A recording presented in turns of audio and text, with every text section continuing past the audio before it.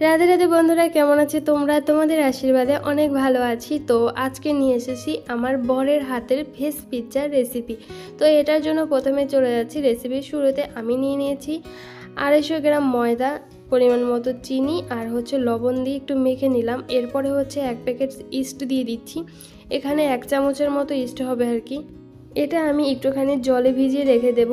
আর এরপরে এই ময়দার মধ্যে দিয়ে দেব একটুখানি তেল। তো আপনারা যতটুকু পরিমাণে ময়দা নেবেন সেই অনুযায়ী তেলটা দিয়ে দেবেন।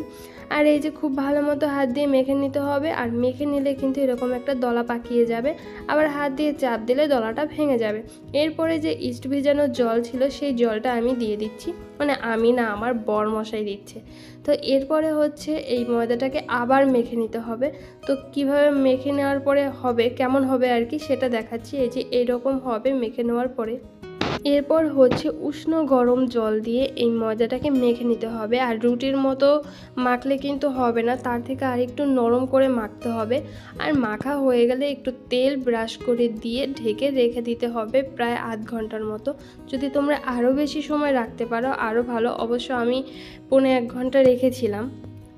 তো এই যে মেখে রেখে দিচ্ছি, একটা ম্যাজিক দেখাবো তোমাদের। এই যে দেখো, ঢেকে দিয়েছি আর ঢাকনার ফুটোটা কিন্তু বন্ধ করে দিয়েছি।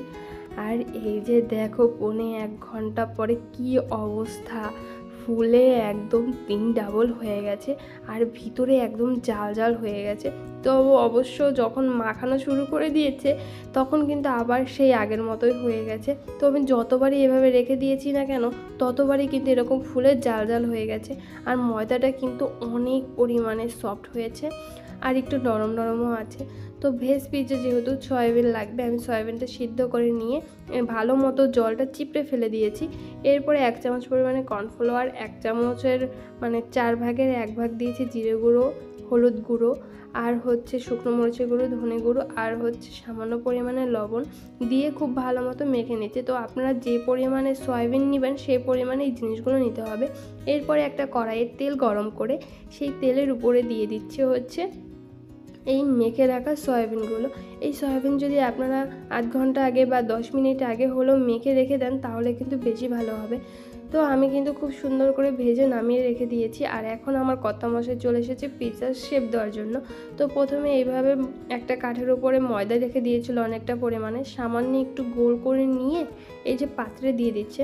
তো আমার ঘরে না স্টিলের তেমন কোনো পাত্র নেই, যেহেতু স্টিলের থালা এরকম ব্যবহার করা হয় না, যে কারণে নেই। আমার ঘরে আছে এই যে বড় একটা পাত্র। তো এই পাত্রের মধ্যে আমি দিয়ে দিচ্ছি, দেখি হয় কি না।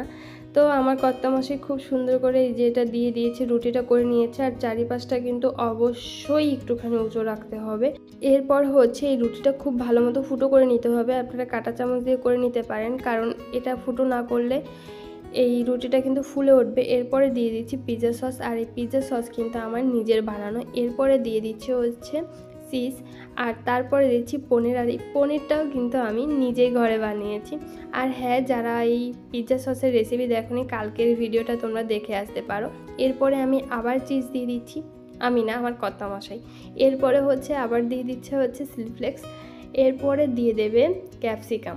তো আমি লালটাই কিনে এনেছিলাম, মানে যার যেটা পছন্দ আর কি। এরপরে দিয়ে দিচ্ছে একটু টমেটো কেটে রেখেছিলাম লম্বা লম্বা করে, সেই টমেটোটাও দিয়ে দিচ্ছে। এরপরে এর উপরে একটু অরিগানো ছিটিয়ে দিয়ে ঢেকে দিতে হবে। আর আমি একটা ফ্রাই প্যানের উপরেই কিন্তু এই পাত্রটা রেখেছিলাম, আর মানে একদম অল্প আঁচের থেকে সামান্য একটু বেশি আঁচ দিয়ে জ্বালাচ্ছিলাম, মানে লো টু মিডিয়ামে জ্বালাতে হবে। আর 10 মিনিট পরে কিন্তু চিজগুলো একদম গলতে শুরু করে দিয়েছে। আর এই যে 25 মিনিট পরে, আর এই সময় আমি চেক করছিলাম, যদি একটা কাঠি দিয়ে দেখেন যে পিৎজাটা লেগে যাচ্ছে কাঠিতে, তাহলে বুঝতে হবে যে এটা হয়নি।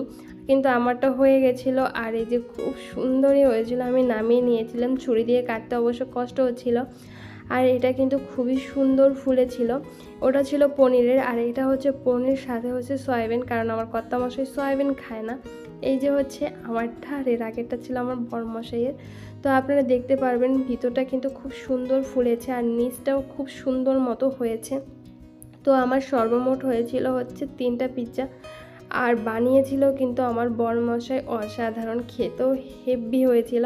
তো আজকের ভিডিওটা এই পর্যন্তই, দেখা হচ্ছে অন্য ভিডিওতে। আমার রেসিপিগুলো ভালো লাগলে আমার পেজ বা চ্যানেলটি সাবস্ক্রাইব করে দেবেন বা ফলো করে দেবেন।